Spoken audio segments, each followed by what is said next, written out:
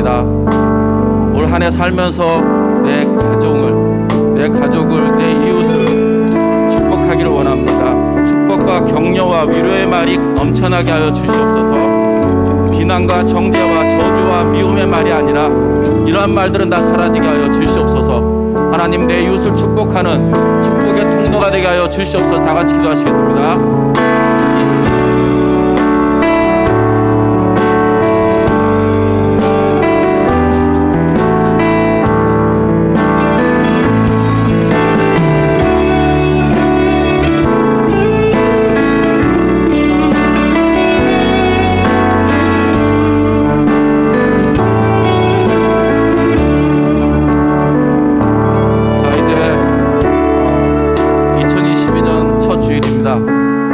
옆 사람을 향해서 우리 축복의 찬양을 드리도록 하겠습니다. 여러분들이 편하신 대로 집사님은, 권사님은, 아니면 아들, 딸, 형제자매면은 이름을 불러가면서 당신은 하나님의 언약 안에 있는 축복의 통로, 다 같이 찬양하시겠습니다. 옆 사람 향해서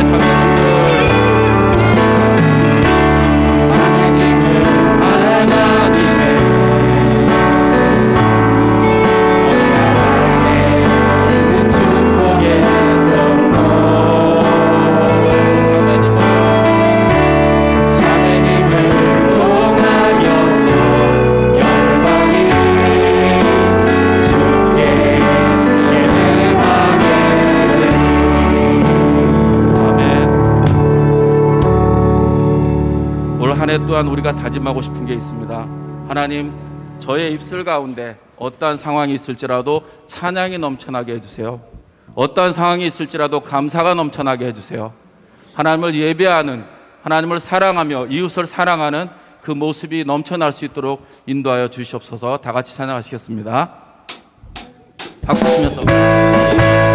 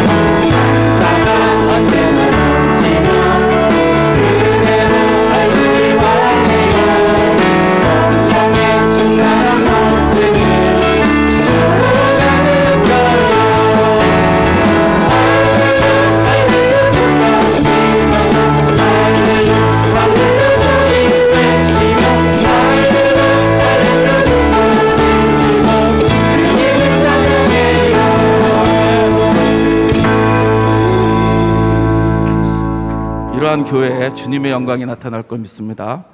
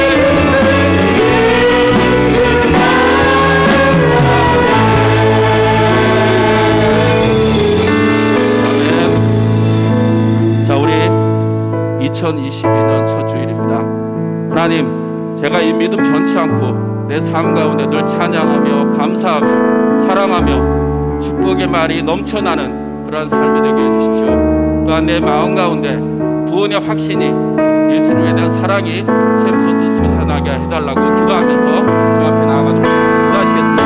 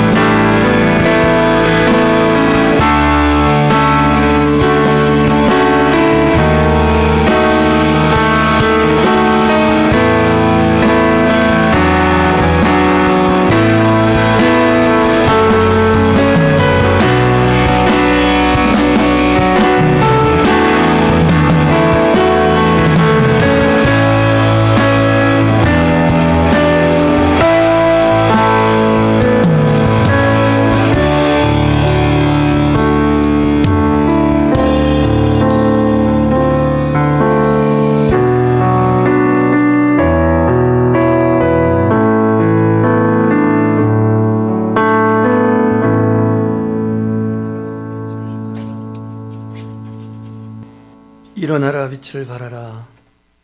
이는 내 빛이 이르렀고 여호와의 영광이 내 위에 임하였음이니라. 보라, 어둠이 땅을 덮을 것이며 캄캄함이 만민을 가리려니와 오직 여호와께서 내 위에 임하실 것이며 그 영광이 내 위에 나타나리니 나라들은 내 빛으로 왕들은 비치는 내 광명으로 나아오리라. 아멘. 오늘도 우리와 임마누엘 함께 하신 하나님, 2022년 새해를 맞이하여 오늘 거룩한 이 주일 아침 우리들을 구별된 이곳에 불러주셔서 우리의 주인 되시고 창조주가 되시고 우리 인생의 주관자가 되시는 아버지 하나님 앞에 우리의 믿음과 우리의 신앙의 고백을 통하여 하나님을 예배하게 하시니 감사를 드립니다.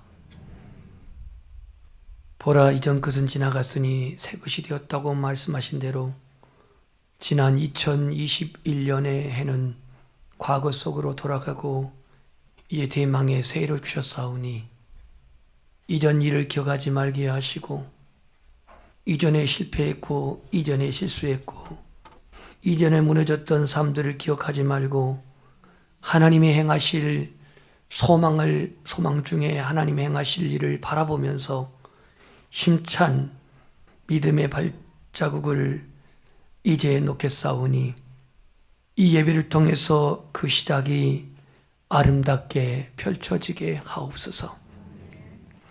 이제 이 예배 가운데 임하는 모든 심령들 주님의 의로운 손으로 붙드셔서 오로지 2022년에는 주님의 은혜 가운데 회복되어 우리의 예배의 영성을 회복하고 기도의 영성을 회복하고 영혼 사랑함의 구령의 열정을 회복하고 섬김과 교제와 친교의 사랑의 회복 있게 하시고 무엇보다도 가정 안에 화평, 가정 안에 화목이 회복되게 하옵소서. 오늘 이 처음 예배를 통해서 주님이 영광을 받으시옵소서. 크신 은혜를 주시옵소서. 예수 그리스도 이름으로 기도드립니다. 아멘. 1장 찬송을 하겠습니다.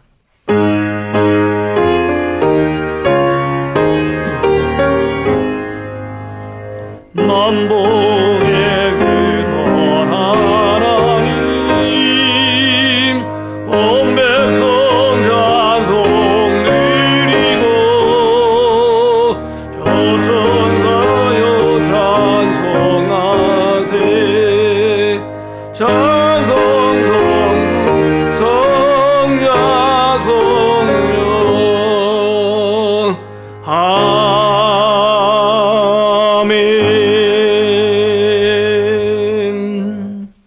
교동문 122번 122번입니다. 내가 전심으로 주께 감사하며 내가 주의 성전을 향하여 예배하며 주의 인자하심과 성실하심으로 말미암아 주의 이름에 감사하오리니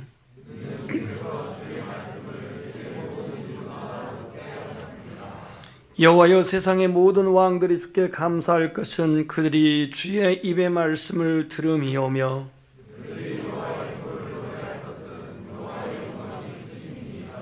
여호와께서는 높이 계셔도 낮은 자를 굽어 살피시며 멀리서도 교만한 자를 아심이니이다.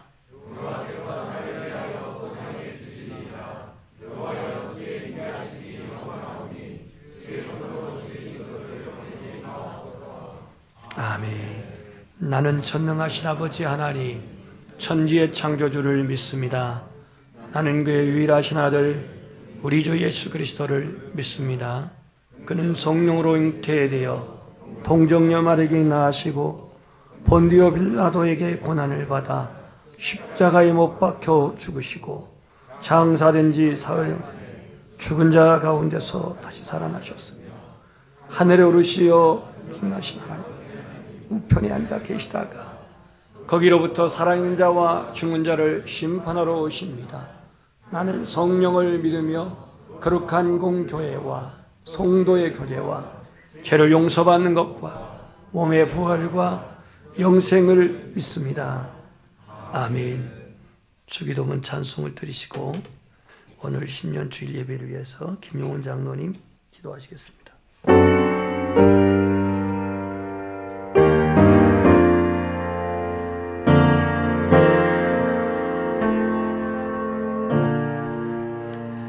하늘에 계신 아버지 이름 거룩하사 주님 나라 임하시고 뜻이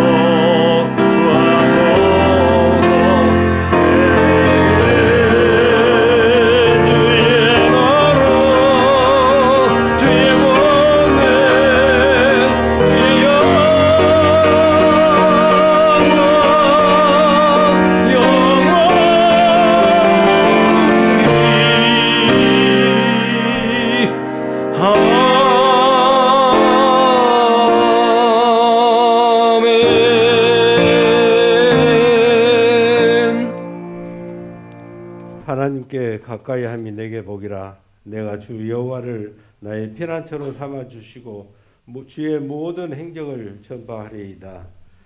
존귀와 영광을 받으시기에 합당하신 하나님 아버지, 다사다난했던 2021년도 세월속에 묻어버리게 하시고 새로운 새해를 맞이하여 하나님 아버지께서 사랑하시는 주의 자녀들이 한자리에 모여 2022년 새해 첫 주일 대예배를 하나님께 드릴 수 있게 하시니 참으로 감사를 드립니다. 지금까지 지내온 것이 주님의 크신 은혜였음을 고백합니다. 새로운 한 해에도 주님의 은총을 덧입혀 살아가게 하시고 주님의 은혜에 보답하는 보은의 삶을 살기를 원하옵나이다. 하나님 아버지, 지난 해를 뒤돌아보면 순종보다 불순종이, 또한 감사보다 불평이, 만족보다 불만이 가득했던 삶이었음을 다시 한번 주님께서 용서를 구하옵나이다. 이제는 하나님의 뜻대로 온전히 순종하고 범사에 감사하며 살게 하여 주시고 하늘의 평안을 바라보며 자족하는 삶을 살게 하여 주시옵소서. 사랑의 하나님 아버지, 한민족 공동체를 바라봅니다. 마음은 심히 안타깝습니다. 같이 사는 것은 5천 년인데 남북으로 갈라선 지가 벌써 70여 년이 넘었습니다. 제2의 예루살렘이라고 부르던 북한 땅에는 교회가 무너진 지 오래이며 한때 부흥을 자랑하던 대한민국도 교회도 코로나19라는 전염 바이러스로 인하여 영광이 사라지고 있습니다. 하나님 아버지, 간절히 바라옵기는 이 무너진 교회들이 다시 회복과 부흥을 주셔서 세속주의에 물들는 대한민국 교회들도 치유되게 하여 주시옵소서. 또한 다시금 부흥이 일어나게 하시고 주님의 대한민국을 아버지 주님 손에 올려드립니다. 대통령 선거를 앞두고 서로 간의 비호감의 정책들이 도를 넘어서고 있습니다. 서로 정정당당히 잘 헤쳐나갈 수 있도록 하나님께서 은혜를 주시고 정치, 경제, 사회, 문화의 모든 분야에서 하나님의 뜻이 이루어지게 하여 주시옵소서. 사랑의 하나님 아버지, 우리 연약교를 주님 전전에 올려드립니다. 2021년 2년 표어대로 은혜를 회복하는 교회라는 표를 가지고 올 한 해 동안 힘쓰고자 하는 사역들 위해 성령님께서 기름 부어주시고 오늘 이 시간 새해 첫 주일 대예배를 시작으로 인하여 1년 동안 주일을 성수할 수 있도록 은혜를 주시옵소서. 사랑의 주님, 거룩하고 성스러운 주일날 몸들여 시간들여 충성 봉사하는 손길들을 주님께서 축복하여 주시고 건강한 삶을 아버지 허락하여 주시옵소서. 새해 첫 주일 예배를 하나님의 말씀을 전하시는 우리 윤세환 목사님을 성령님께서 강권적으로 역사하셔서 코로나로 힘들어지 지쳐있는 영혼들을 푸른 초장으로 인도하여 주시옵소서. 주님, 다음 주에는 제29차 사무총회가 있습니다. 어렵고 힘든 시기지만은 준비하고 있는 각 담당자들에게 하나님께서 간섭하여 주시고 아름답고 긍정적인 연양의 공동체가 되게 하여 주시옵소서. 언제나 우리를 새롭게 하시는 거룩하신 예수님의 이름으로 감사하며 기도 올리옵나이다. 아멘.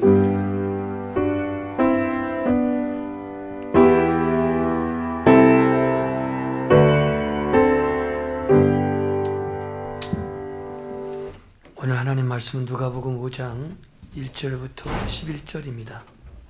누가복음 5장 1절에서 11절.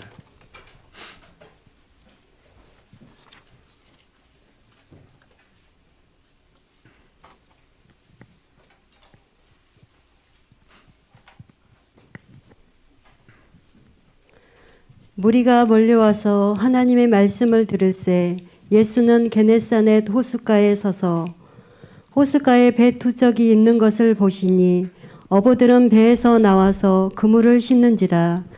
예수께서 한 배에 오르시니 그 배는 시몬의 배라.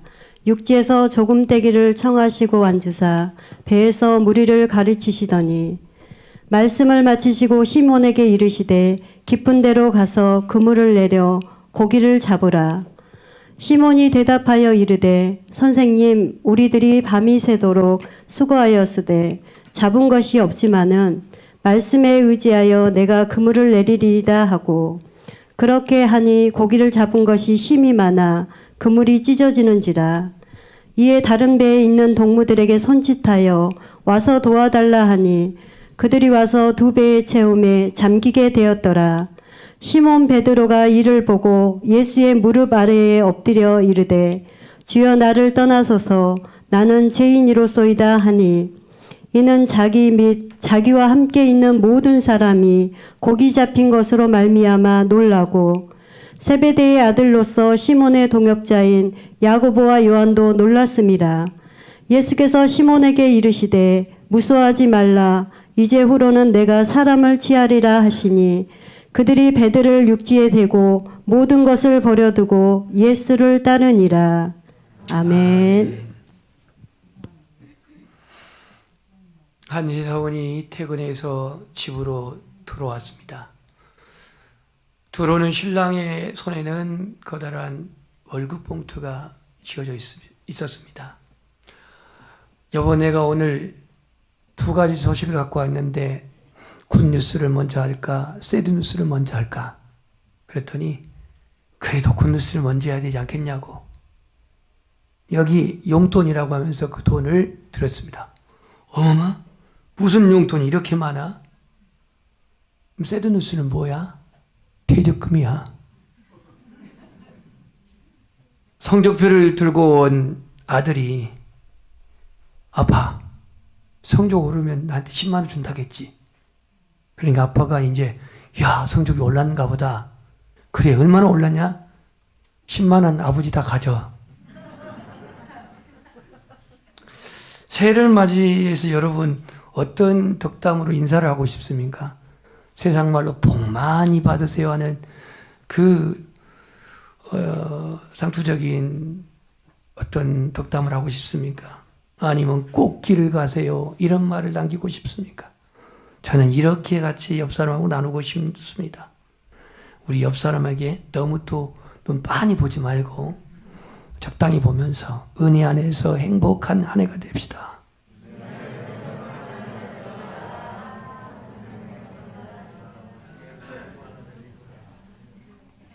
기독교 언론에 실린 내용입니다. 20대, 30대 청년들로 이른바 설문조사를 한 건데 20대, 30대 기독 청년들에게 성경적 삶의 현실성에 대해서, 가능성에 대해서 어떻게 성경적으로 살 것인가 하는 가능성에 대해서 설문조사를 했는데 성경 말씀을 지키고 살면 성공하지 못한다라고 하는 데에 40.4%가 거기에 동의를 했습니다. 말씀대로 살면 성공하지 못한다. 약 40.4%가 거기에 동의했습니다. 성경 말씀을 지키며 주위에 사는 사람들이 별로 없다. 61.7%. 한마디로 말하면 2명 중 1명은 성경 말씀대로 살면 성공하지 못한다라는 이런 생각을 갖고 있다라는 겁니다. 20대, 30대 청년들이. 도대체 이런 인식을 갖고 있는 이유가 뭘까? 성공에 대한 잘못된 가치관을 가지고 있는 것 아닐까? 사람들이 가진 보편적인 성공의 평가 기준은 돈, 뭐니 해도 돈, 그리고 출세, 권력, 이와 같은 것들이 세상의 보편적인 성공의 평가 기준이기도 합니다. 여러분에게 묻는다고 하면 돈과 하나님 중 택하라면 어떤 걸 택할까? 당연히 교회 안에서는 하나님 그러겠죠. 누가 돈을 택한다고 그러겠습니까? 근데 우리는 실제 삶 속에서, 실제 삶 현장에서 돈을 먼저 선택할 때가 있어요. 하나님보다도 권력을, 하나님보다도 진리를 먼저 우선적으로 선택할 때가 있다, 그런 말이에요. 오늘 본문은 돈보다도 진리보다도 비전을 쫓아간 사람의 얘기입니다. 누구 얘기죠? 성경을 읽었는데 전혀 지금 생각 없이 읽었습니까? 베드로 얘기 아닙니까? 베드로. 여러분이 잘하는 일, 내게 장점인 일, 예를 들면 운동을 잘했거나 그림을 잘 그렸거나 피아노를 잘 쳤거나 내가 잘하는 일, 자신감 있는 일, 누가 말해도 일만큼 잘해낼 수 있어 라고 그런 자부심을 갖고 있는 장점을 가진 사람이 자기가 잘하는 일에서 실패했다면 아마 참담한 그런 경험을 할 겁니다. 전혀 생각하지도 예상하지도 못한 그런 실패를 했을 때 나는 이 일의 전문가고 난 이 일의 경험도 많고 난 이 일에 자신이 있는데도 불구하고 실패를 할 때 얼마나 그 상처가 크겠습니까? 베드로도 고기 잡는 일에는 타의 추종을 불허할 만큼 전문 어부였고 그리고 누구보다도 정말 그 갈릴리 바다에서 고기 잡기로 잔뼈가 굵은 베드로이지만 그러한 노하우를 가진 베드로, 그런 고기잡이에 자신감을 가졌던 베드로도 결국은 오늘 아침만큼은 고기를 한 마리로 잡지 못했습니다. 실패를 밤새내 경험했습니다. 그물을 내리고 올리고 또 내리고 올리고 이를 수십 번 반복해도 고기가 한 마리도 잡히지 않습니다. 예수님은 공생의 첫 사역 때에 이 베드로를 만나서 빈 그물에 허덕여 지친 베드로를 만났고 부활 후에 예수님은 다시 갈릴리 바다 가서 고기 한 마리 잡지 못했던 제자들을 만나게 됩니다. 베드로에게는 너무 허무하고 고단한 실패의 밤이었습니다. 어부에게 있어서 고기잡이는 생계수단입니다. 어부들에게서 항상 고기잡이가 기대만큼 수확하는 것은 아니지만 그래도 베드로는 그날 밤 한 마리를 잡지 못했어도 다시 그물을 그는 걷어서 그 그물을 씻습니다. 그 그물을 이제 다시 오물들을 제거하고 깨끗하게 정리하고 있습니다. 이게 2절에 나와 있습니다. 어느덧 동력의 햇빛이 떠오르고 사람들이 이곳에서 몰려오더니 그 중에 한 비범한 사람 한 사람이 나타나서 자기 배에 올라서 말씀을 전합니다. 아침부터 몰려온 이 사람들, 베드로가 이전에 한 번이라도 목격한 바가 있었는지는 모르겠지만 자신은 그물을 쓰면서 그 배에서 뭔가를 가르치고 말씀을 전하는 그 예수님을 보면서 아마 베드로도 말씀을 들었을 것입니다. 어떤 주제의 말씀을 전했는지는 성경의 본문에는 안 나와 있지만 예수님은 언제나 모였을 때 하나님 나라에 대해서 말씀하셨습니다.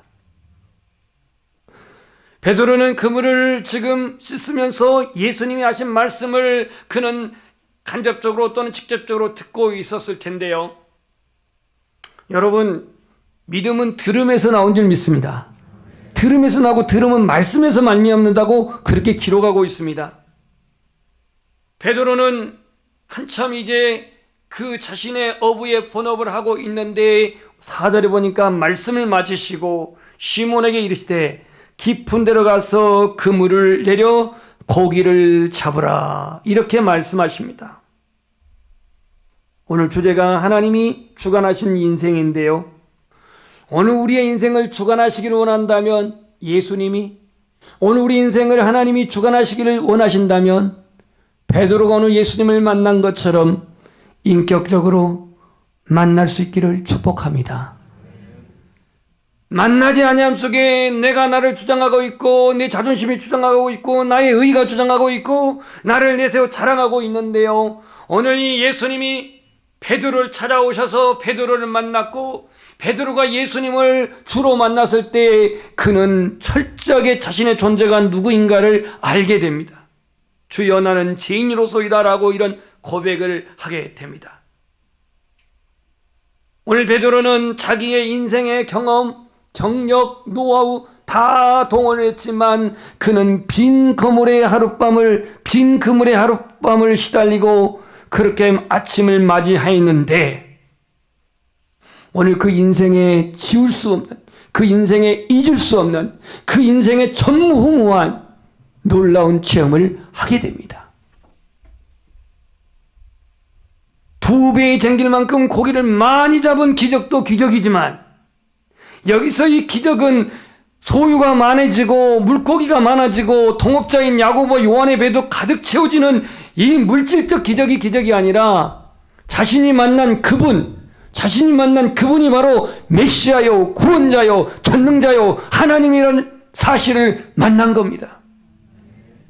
이것이 그대 베드로에게 있어서는 최고의 체험이었고 기적이었습니다.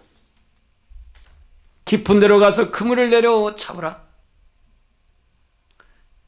당시에 갈릴리 바다, 지금도 갈릴리 바다는 수심이 깊은 데는 50m 정도 된다고 합니다. 50m. 낮은 깊이가 아니에요. 그런데 갈릴리의 고기는 주로 민물고기입니다. 바닷고기가 아니에요. 물론 갈릴리가 지중해보다는 조금 더 낮습니다. 그래서 위에는 민물이지만 아래는 바닷물 같은 짠물입니다. 물고기들이 주로 위로 다니는데 깊은 데로 가서 그물을 내리라고 이렇게 말합니다. 그동안 갈릴리에서 고기 잡으러 이렇게 잔뼈가 굵은 베드로는 상식적으로 맞지가 않아요. 이론적으로 안 맞아요. 그런데 깊은 데로 가서 그물을 내려 고기를 잡으라고 하는 이 말씀에 베드로는 어떤 반응을 보였을까요? 믿음의 반응입니까? 불신의 반응입니까? 믿음의 반응을 보여요. 아니, 내가 고기를 한두 번 잡은 것도 아닌데 어젯밤에도 내가 여기도 던져보고 저기도 던져보고 다 던져봤는데 뭐 이런 회의적인 의심을 한다든지 불신한다든지 그거는 아닙니다. 그건 방법적으로 틀렸습니다. 이렇게 말한 것도 아니고 내가 말씀에 의지하여 그물을 내리리다 라고 하는 이 대답 속에서 그는 믿음의 반응을 보였다는 거예요. 여러분, 기왕에 우리가 하나님 앞에서 살아가려고 한다면 의심보다는 불신보다는 믿으십시오. 믿음의 반응을 보이십시오. 하나님이 행하십니다. 주님이 하십니다. 주님이 이루십니다. 주님이 회복케 하실 것입니다. 어려도 별 수 없어. 어려도 힘들어.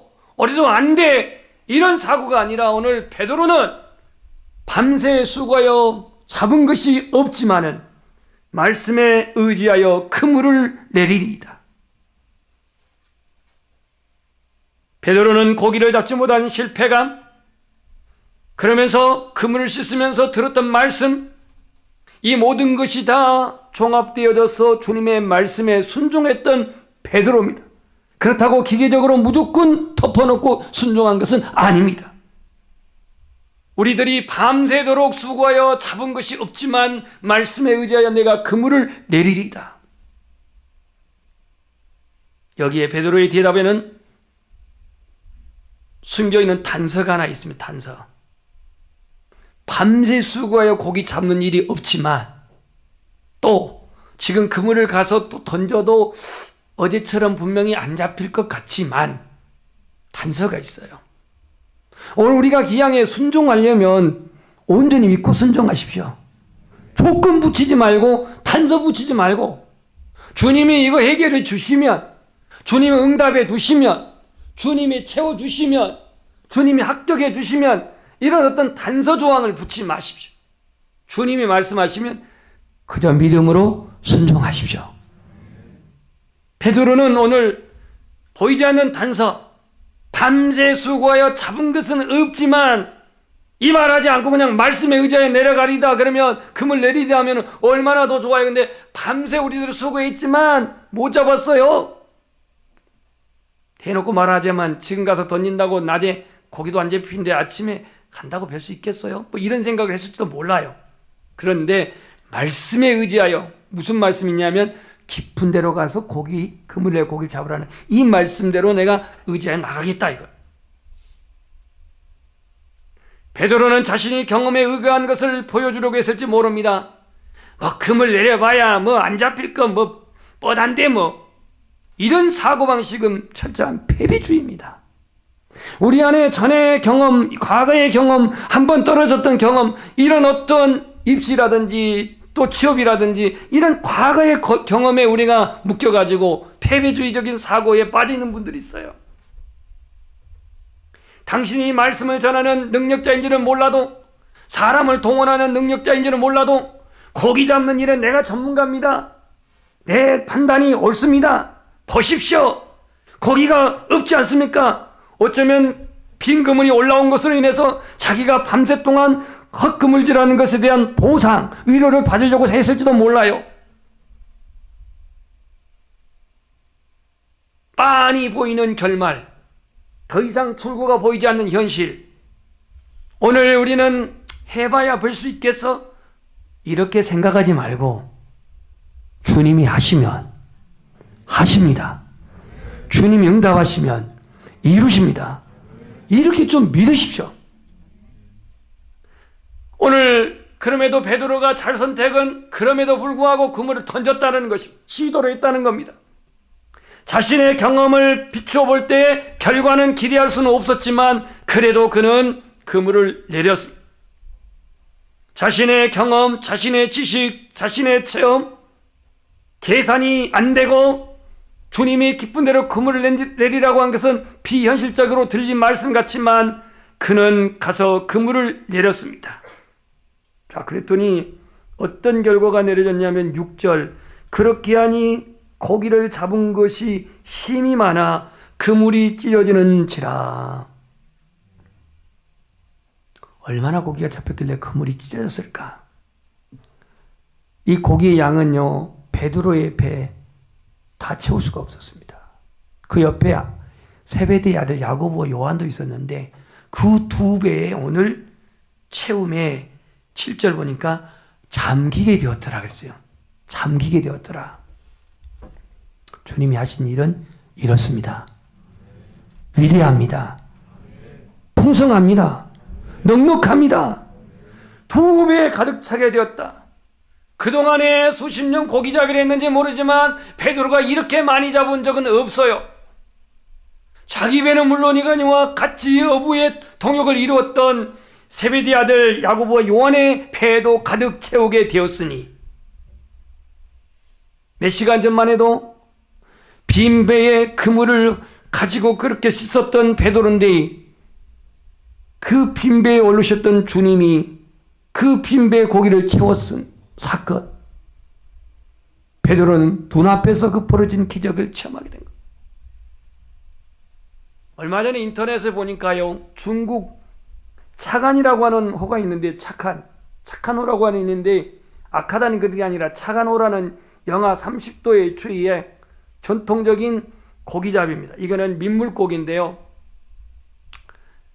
얼음이 이 정도 두꺼운 얼음을 구멍을 뚫어가지고 거기다가 그물을 내려서 고기를 잡는 그런 방법입니다. 재래식으로. 근데 한 어부가 고기를 보통 많이 잡으면 50톤이라고 합니다. 근데 그날 따라서 90톤을 잡았대요. 90톤. 혼자. 좀 놀란 척이라 좀 해보세요. 90톤을 잡았는데 이 물고기가 행운을 가져오다는 물고기가 돼갖고요, 첫 잡아온 고기 경매를 붙였는데 지금부터 놀랄 준비를 하세요. 생선 한 마리가 5억 6천만 원. 5억 6천만 원 한 마리에. 뭐 고래도 아니에요. 참치도 아니에요. 1m도 안 되고 한 80cm 정도 되는 고기인데 이게 중국 사람들에게는 행운을 가져다 준다 가지고 이 경매 붙였는데요, 5억 6천 마리. 저는 5,600원 줘도 안 사요. 90톤이라고 하는 고기를 잡아서 이게 인터넷 나온 걸 제가 본 적이 있는데, 지금 베드로에 있어서는 두 배에 가득 채울 정도로 어마어마한 물고기를 잡았습니다. 자, 여기까지는 이제 우리가 이 세상적인 기적입니다. 오늘 베드로의 반응을 봅시다. 9절을 보십시다. 시몬 베드로가 이를 보고 예수의 무릎 앞에 엎드려 이르되, 이를 보고 그랬습니다. 뭘 봤다는 얘기예요? 물고기 잡혀있는 이곳, 두 배에 가득 찬 이 물고기 잡혀있는 걸 보고, 이 보고라고 하는 말은 알다라는 말로 해석이 됩니다. 자신이 예상할 수도 없고 예측할 수도 없었고 기대하지도 않았는데 어마어마한 물고기가 잡혀진 것을 보고, 이를 보고 예수님 발 앞에 엎드렸습니다. 10월 달에 마지막 주 공인현 선교사님 찬양 예배 인도했죠? 그 발 앞에 엎드려, 그런 찬양 불렀는데요. 그 발 앞에 무릎 꿇고 그런 찬양 드렸는데 오늘 베드로가 거기에 무릎 꿇었습니다. 자기 앞에 있는 분은 그냥 평범한 납비가 아니었습니다. 그가 그물을 내리라고 말한 예수님 앞에 5절에는 선생님, 납비여 이렇게 대답했어요. 5절에는. 그런데 오늘 8절에는 주여 나를 떠나소서 바뀝니다. 랍비에서, 선생에서 주로 바뀌어요. 일상적으로 지금 베드로가 예수님 만났을 때는 그냥 랍비여 그랬습니다. 그런데 이 기적 앞에, 자신이 영용할 수 없는, 예상할 수 없었던 이 기적 앞에 그를 랍비라고 부르지 않고 주여라고 부릅니다. 단순히 주여로 끊는 게 아니라 나는 죄인입니다. 베드로가 보는 오늘 예수님은 비범한 납비가 아닙니다. 그냥 청중동원하는 그러한 선생이 아닙니다. 하나님이 보내신 메시아였습니다. 전능자였습니다.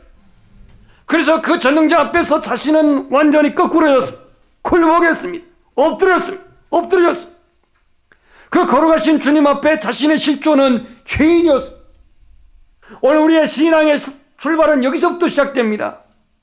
주님의 임재 앞에, 주님의 걸어가심 앞에, 십자가 앞에 섰을 때 나는 죄인이라는 사실을 정결하게 느껴야 합니다. 발견해야 합니다. 내 자신의 본질이 죄인이라는 사실을 모르는 데 있어서 자기가 주장하고 자기 의를 내세우고 좌우지하려고 하고 이런 경향이 있는데요. 베드로는 그 기적은 이제 뒤로 하고 그 많은 물고기, 그 많은 그 수입, 이게 팔면 얼마나 되느냐 이런 계산에 관심이 없습니다. 이 물고기 어떻게 처분하느냐 관심 없습니다. 이 위대하신 주님 앞에 자신의 현존하는 모습, 나는 죄인입니다. 나는 죄인입니다. 이 걸어가신 주님 앞에 모면할 수 있는 길은 자신이 도망가든가 아니면 주님이 떠나든가 둘 중에 하나예요. 근데 베드로는 아마 바다였는지는 모르겠으나 거기에서 주님 나를 떠나소서라고 말합니다. 하나님의 거룩하심 앞에 두려웠습니다. 하나님의 임재 앞에 그는 두려웠습니다. 자신의 죄인됨에 너무나도 가슴 아픈 그러한 아픔을 안고 나를 떠나달라고 말합니다. 계산할 수 없는, 상상도 할 수 없는 사건이 눈앞에서 발생되었을 때에 자신의 경험을 초월한 바다 속까지도 다 꿰뚫어 보시는 이 주님의 전능하심 앞에 빈배에 가득 찬 물고기, 그 값어치는 더 이상 중요하지 않았습니다.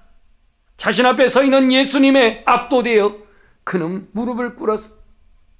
무릎을 꿇었다라고 한 것은 굴복과 복종을 표현하고 있습니다. 예수님의 경이로운 능력과 위엄 앞에 베드로는 최고의 경외의 표현을 합니다. 인간의 계산을 넘어선 초월적인 창조주의 일들을 경험할 때에 바로 겸손함은 굴복입니다. 모세도 떨기나무 불꽃 가운데 임하신 하나님 앞에 굴복했습니다.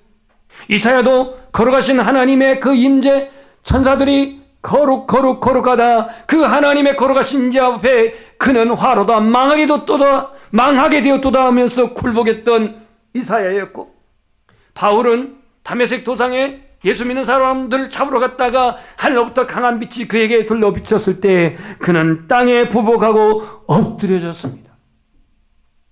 오늘 우리 인생의 주관자가 되신 주님, 내 인생을 주님이 주관하시기를 원하신다면 그 주님의 임재 앞에 부복하고 그 주님의 역사 앞에 굴복하는 저와 여러분이 되시기를 소망합니다. 오늘 선생님이 랍비가 주여로 그렇게 바뀌어지면서 베드로는 주님 나를 떠나소서라고 말합니다. 오늘 베드로에게 주님은 네가 죄인이라고 정죄하지도 않았고 너는 회개하라고 그런 자복을 요구하지도 않았습니다. 부짓기도 않았습니다. 그냥 주님의 거룩하심 앞에 자신의 실존은 죄인이라는 사실을 깨닫고 이 고백을 하는 것입니다. 유한한 인간이 전능하신 하나님을 만났을 때 나타난 현상이 두려움입니다. 무릎 꿇고 굴복합니다. 베드로는 나타난 기적으로 고무되어 얻어진 소득과 그 많은 물고기, 얼마나 정말로 그 흥분된 일입니까? 예수님 감사합니다. 어젯밤에 그렇게 허탕을 쳤는데 그 말씀 한마디에 이러한 기적을 경험하게 하셔서 물고기를 많이 잡게 하였으니 아마 이 고무적인 반응에 흥분도했을 베드로이지만, 그러나 베드로는 거기에 지금 관심을 두고 있지 않습니다. 우리식으로 말하면 대박났네, 대박났어 이러겠지만 베드로는 지금 대박에 관심 있는 게 아닙니다. 실리적이고 현실적인 고백을 하지 아니하고 나는 죄인입니다, 나를 긍휼히 여겨 주옵소서, 나를 불쌍히 여겨 주시옵소서, 이런 지금 고백을 하고 있는 겁니다. 오늘 우리의 관심은 어떤 사건의 변화, 어떤 소득의 변화, 어떤 주님이 채워지고 가난함이 벗어나고 눈으로 어떤 형용하게 달라진 이런 것에 많은 관심을 갖고 있는데 진정한 주님의 관심은 우리의 심령의 변화입니다. 우리 영혼의 변화입니다. 죄 있는 우리가 예수님을 통해서 의인이 되는 데 있고 우리 연약한 믿음이 더욱더 주님을 사랑하고 말씀에 순종하는 믿음이 되기를 바라시며 얼마나 실리적이고 얼마나 계산적이고 얼마나 내게 유익하느냐 이것에 주님이 관심 있는 게 아니라 우리가 하나님의 사람이 되고 예수님의 제자가 되어지고 말씀에 순복하는 사람이 되기를 주님은 기대하십니다. 전능자의 발 앞에서 두려워하고 있는 이 베드로, 나를 떠나소서, 주님 나를 떠나소서라고 고백합니다. 예수님이 베드로의 죄를 지적하거나 자백을 유도하지도 않았는데도 그는 그 입으로 시인하면서 이렇게 고백합니다. 진정한 은혜는요, 자신이 누구인가를 깨닫는 사람입니다. 소위 은혜를 받았다고 하는 사람들 중에 자신의 경험을 내세워가지고 교회를 비판하기도 합니다. 주변 성도들을 판단하고 또 지적하기도 합니다. 건전한 비판, 건강한 비판은 필요도 하지만 인격적인 성도는 상대방의 눈의 티보다는 자신의 들보를 볼 줄 아는 사람입니다. 오늘 베드로에게 주님은 비전을 주십니다. 이게 오늘 우리에게 이제 결론의 말씀입니다. 무슨 비전을 말씀을 주시는지 우리 한번 10절을 다 같이 읽어봅시다. 이게 결론입니다. 시작.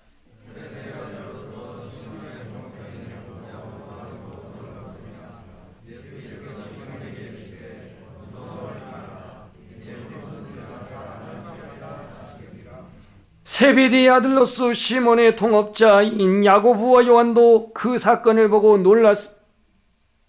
물고기 많이 잡힌 것도 놀랄 일이지만 베드로가 앞에 완전히 거꾸로 있는 모습 보고도 놀랐을 것입니다. 근데 예수님은 시몬에게 말합니다. 무서워하지 말라. 이제후로는 내가 사람을 취하리라. 아멘. 오늘 우리의 인생에 직업을 주님이 외면하고 그걸 말하는 게 아닙니다.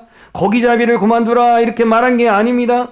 실패한 자에게 기회를 주신 주님의 모습을 보게 됩니다. 2021년 살아오면서 내 의도가 됐든 의도치 않았던 일이든 내가 목표로 했는데 이루지 못했고 그 표대로 이루지 못했던 삶이라 할지라도 예수님은 찾아오셔서 다시 기회를 주십니다. 회복의 기회, 쓰임받는 기회, 하나님 영광 드러낼 기회, 이 기회를 주시는 거예요. 하나님은 자신의 부족함을 알고 그를 인정하고 그 앞에 시인하는 자를 긍휼히 여기시고 오늘 베드로를 사용하십니다. 얼마나 역설적입니까? 너를 떠나달라고? 그래 내가 떠날게. 그러지 않았습니다. 인생을 살다 보면 평생 경험하고 그 일만 자신 있다고 자부했던 일도 왕왕 실수를 경험합니다. 아무리 힘쓰고 노력하여 만회를 하려고 해도 좀처럼 만회가 되지 않습니다. 인간적인 판단과 계산에 답이 나오지 않는 순간이 있습니다. 이런 현실에 하나님 말씀의 순종은 어쩌면 비현실적일지도 모르겠습니다. 깊은 데로 가서 그물을 내리라고 했으니. 그런데 여러분, 하나님의 말씀은 우리의 이성적으로 판단할 때 비현실적인 내용들이 참 많아요.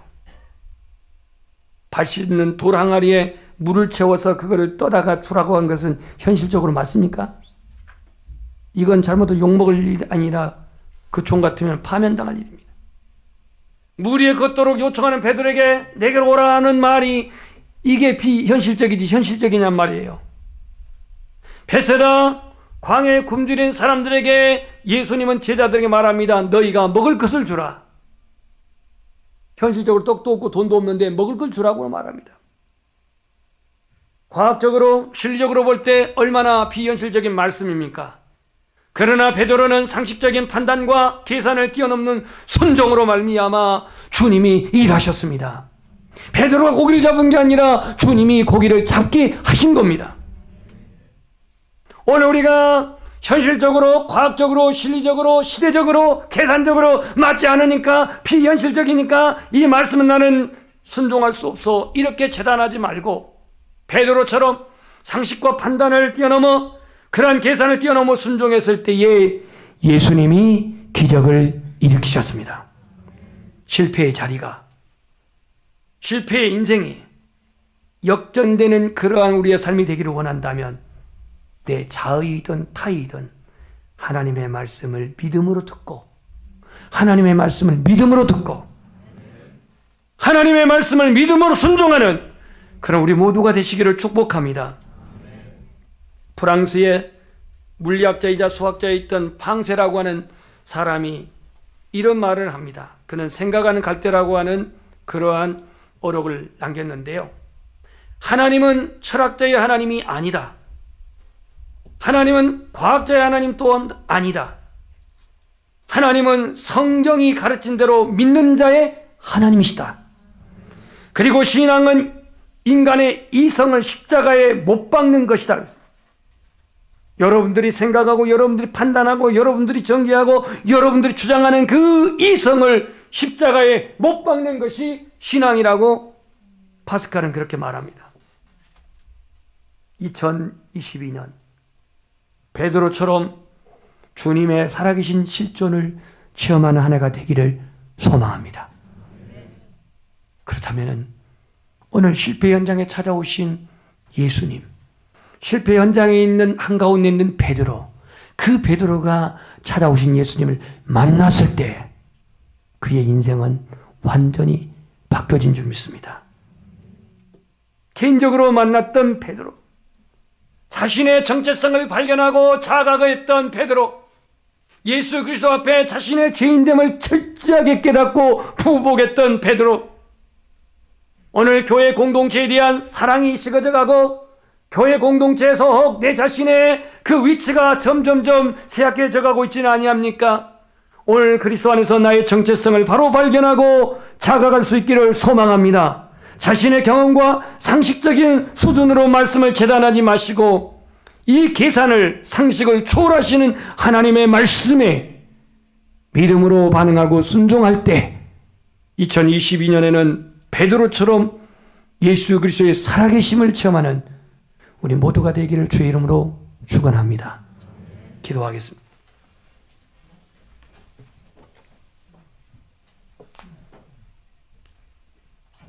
이제 한 음성으로 기도할 때에 베드로는 갈릴리 바다